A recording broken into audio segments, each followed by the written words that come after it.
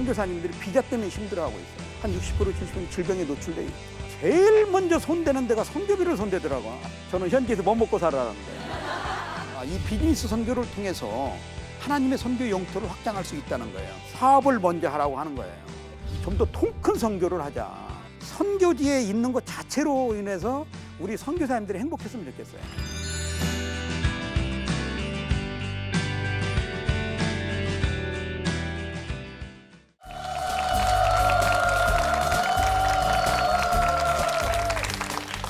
안녕하세요. 만나서 반갑습니다. 저는 최웅섭이라고 합니다. 목사이고요. 또 지금 아제르바이잔이라는 나라에서 14년 동안 선교 사역을 하고 있는 선교사이기도 합니다. 목사이고 선교사이지만 또 기업체를 운영하는 회사 대표이사를 맡고 있고요. 또 장학재단도 운영하고 있는 이사장이기도 합니다. 오늘 여러분들과 함께 4인 사색에서 비즈니스 선교 무엇이 답인가 이것에 대해서 여러분들과 함께 이야기 나누기를 원합니다.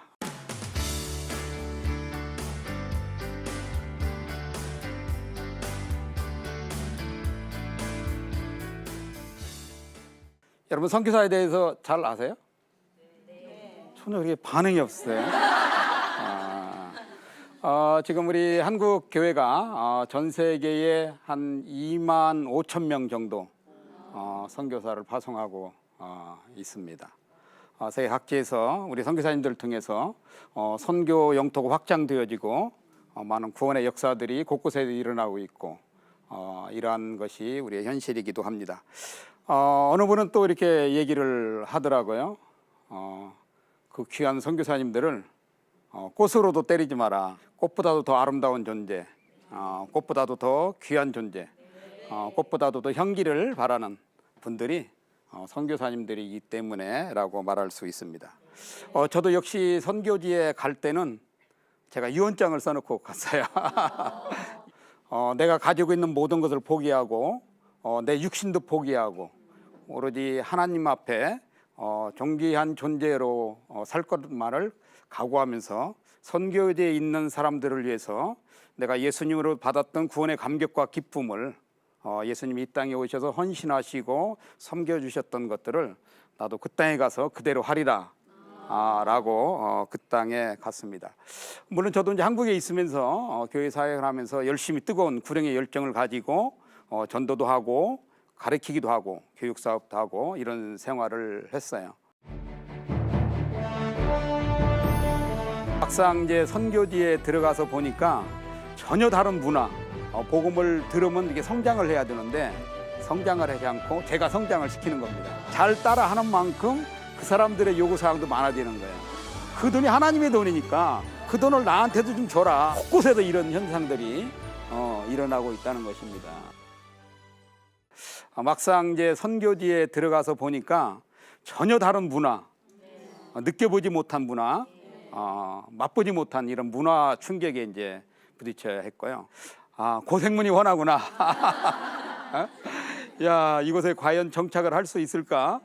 언어를 어떻게 배우고 이 문화를 어떻게 익히면서 이 사람들에게 과연 내가 꿈꿨던 선교의 문을 열어갈 수 있을까? 이런 어려운 생각들을 많이 했어요. 또 제가 있었던 지역은 이렇게 복음을 마음껏 전할 수 있는 그런 나라가 아니었습니다. 여러분들이 잘 알다시피 제가 있는 나라는 아제르바이잔이라는 구소련의 한 국가였는데요. 거기는 이슬람 국가였어요. 이슬람 국가이지만 95%가 무슬림인 이런 곳에서 또 전도도 할 수 없고 내가 나의 신분 크리스찬인 신분을 드러낼 수도 없고 더 나아없이 목사이다 선교사라는 이야기를 할 수 없는 이런 국가였어요. 그러니까 참 한마디로 숨이 막힐 이런 나라 속에서 제가 살고 있었습니다. 가서 그 나라 가서 마음껏 선교하면서 그 사람들에게 복음을 전하면서 진짜 행복하게 살아야 되겠다. 그 사람들과 함께 복음을 전해주고 그 사람들에게 구원의 소식을 전하면서 구원의 소식이란 기쁜 소식이잖아요. 기쁜 소식이라 한 것은 바로 행복한 소식인데 그것을 가지고 그 나라에 가서 마음껏 사역을 한번 해보려고 했는데 여러 가지 장애들이 제 앞에 이제 나타나기 이제 시작을 하는 거예요. 저도 처음에 그곳에 가가지고 비자 문제 때문에 굉장히 힘들었어요. 저는 그곳에 가가지고 비자를 주기로 한 단체에서 저한테 비자를 주지 않음으로 인해서 제가 심적으로 엄청난 고통에 이제 이런 어려운 과정 속에 있어서 제가 이제 회사를 설립해라 하고 회사를 설립을 통해서 이제 비자 문제를 해결하고 나의 신분에 대해서 정확하게 얘기할 수가 없는 거예요. 그래서 어떤 때는 물론 언어로 배워왔지, 초창기니까 언어 배우러 왔다.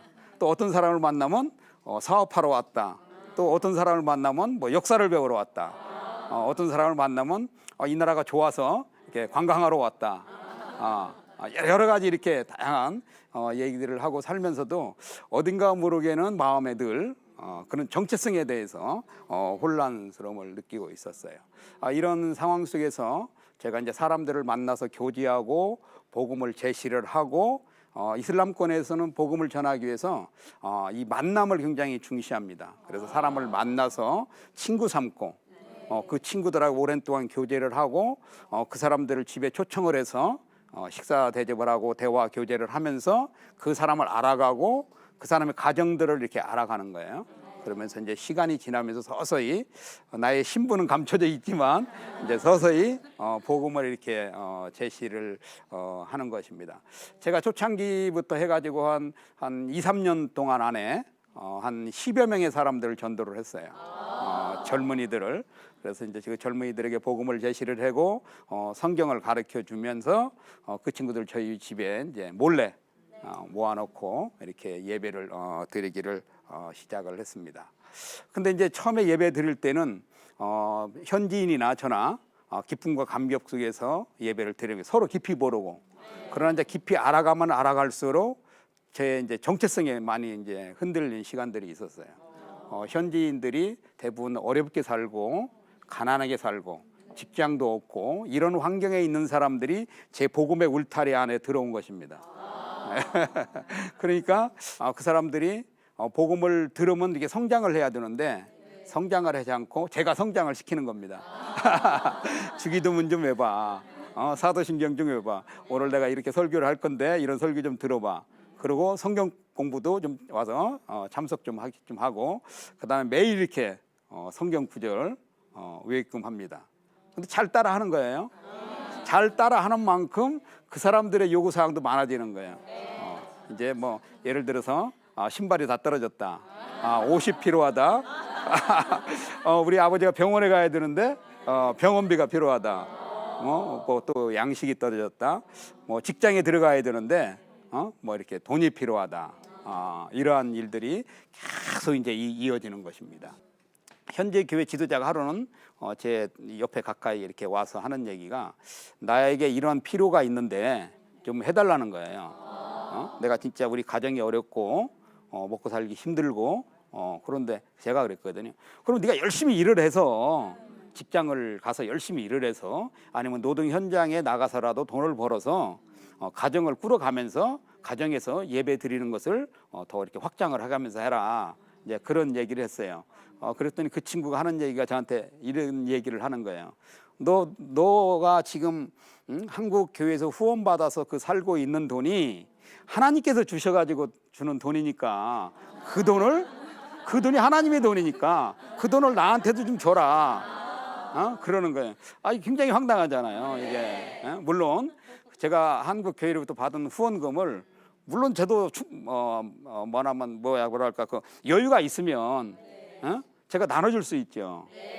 근데 한국 교회에서 저한테 보내주는 그 돈이 먹고 살고 집세 내고 사역하고 진짜 아주 바등바등하게 살고 있는 선교사인데, 한마디로 가난하게 살고 있는 선교사인데, 그 가난한 선교사한테 너는 하나님한테 받았으니까 그거는 나한테 주라고 하면, 그럼 그 친구는 현지인이지만 저는 현지에서 뭐 먹고 살아라는 거예요.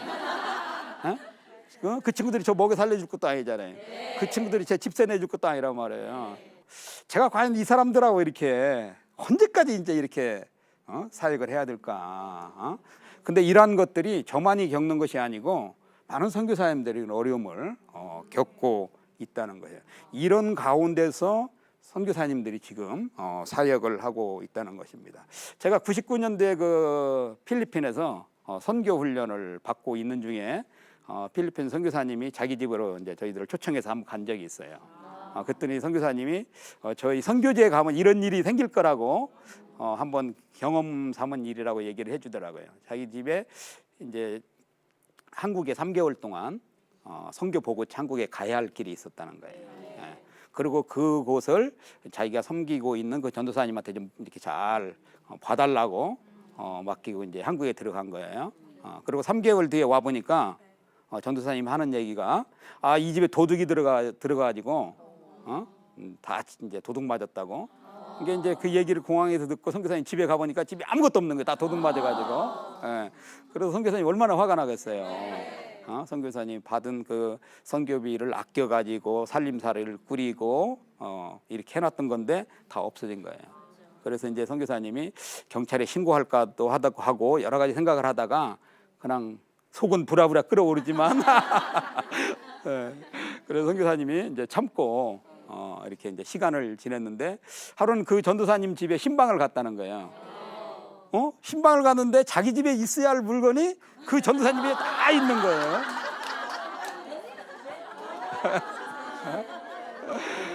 그것을 본 그 선교사님 두 부부가 얼마나 화가 치밀어 오르겠어요.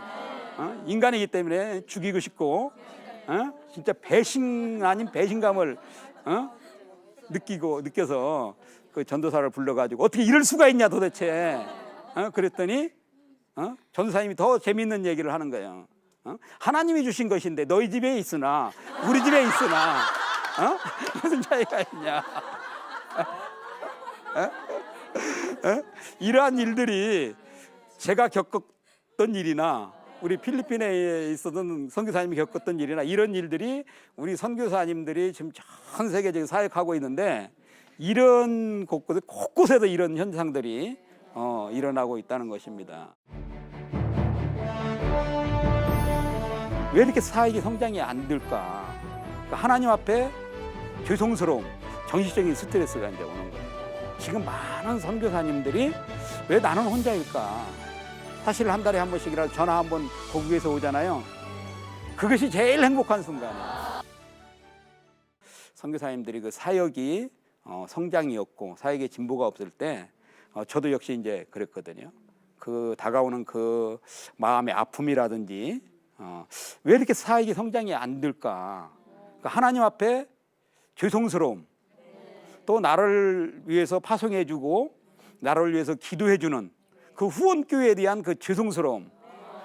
자꾸 파송한 기관이나 교회에서 선교 보고를 하라고 그러는 거예요.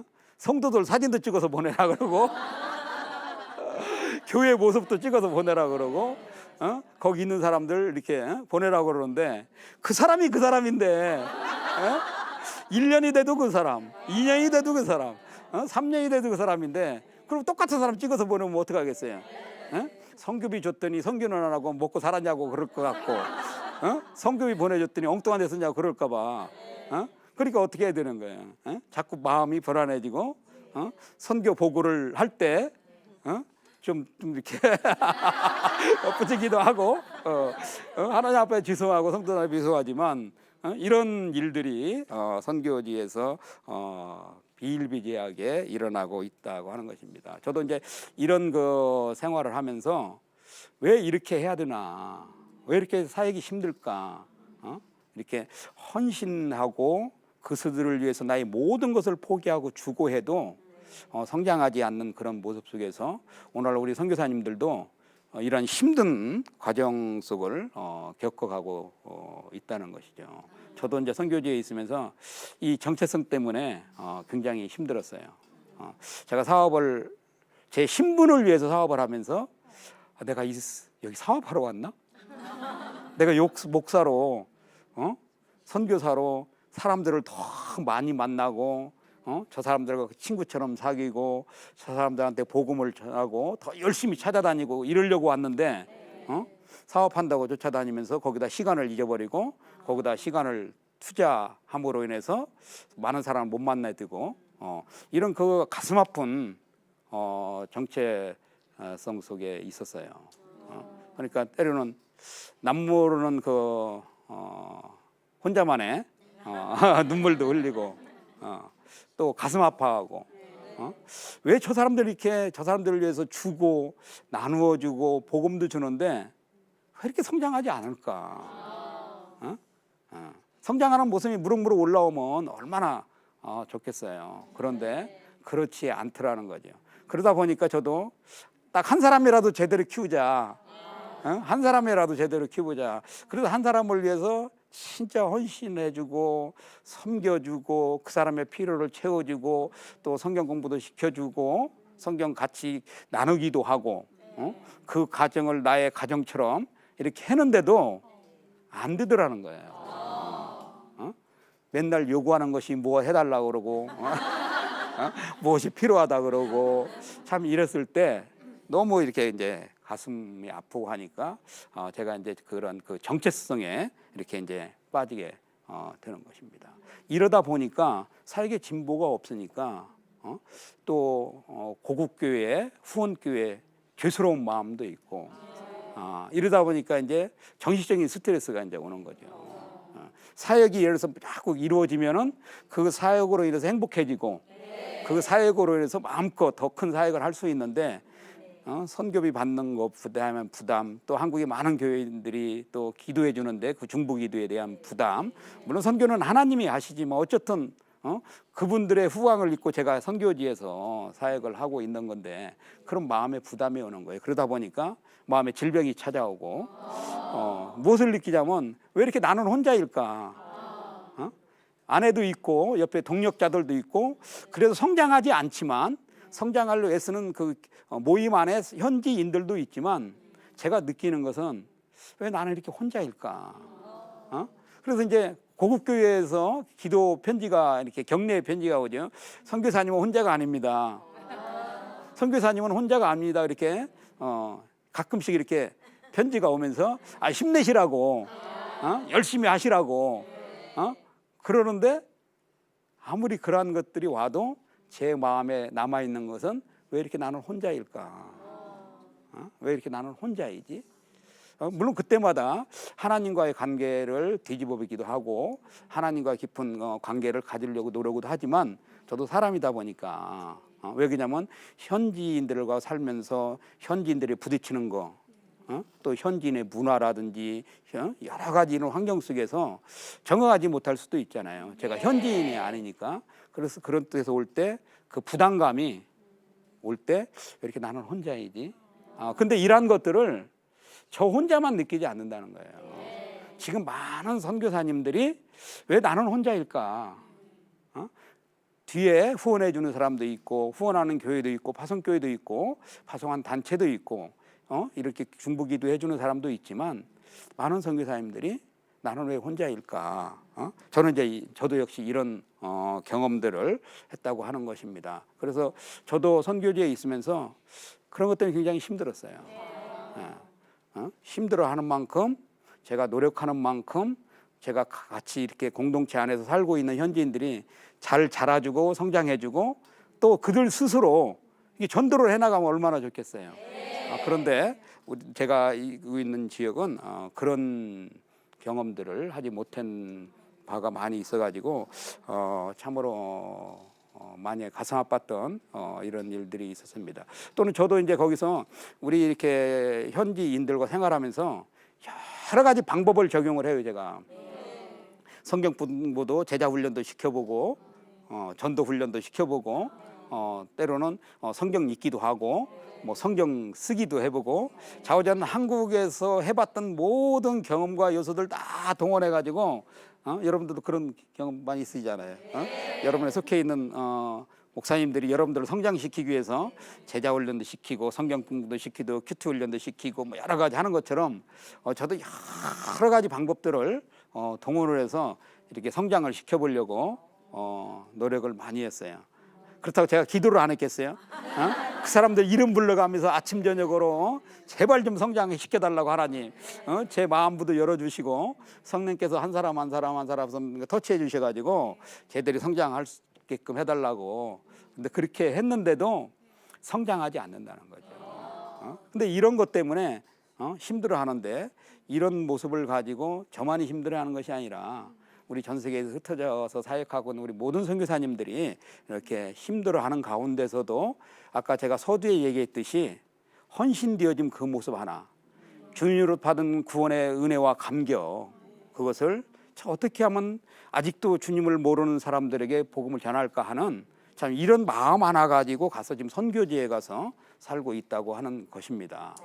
여러분들이 우리 선교사님들을 위해서 더욱더 격려해 주시고 기도해 주시고 우리 한국교회가 이미 보내는 우리 2만 5천 명의 선교사님들을 위해서 더욱더 열심히 후원해 주는 길이, 그리고 마음으로 격려해 주고 용기를 베풀어 주는 길이 우리 선교사님들이 물질적으로 굉장히 어렵고 사역적으로 힘들고 자녀 교육이라든지 노후 문제 여러 가지 어려움들이 있어요. 그러나 우리 한국교회가 우리 선교사님들도 격려해 주고 사실 한 달에 한 번씩이라도 전화 한 번 고국에서 오잖아요.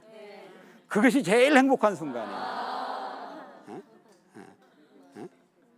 전화 한 번씩 해줘가지고 잘 계시냐고, 어디 아픈 데 없냐고. 지진이 났는데 전화가 왔어요. 얼마나 고맙고 감사하든지.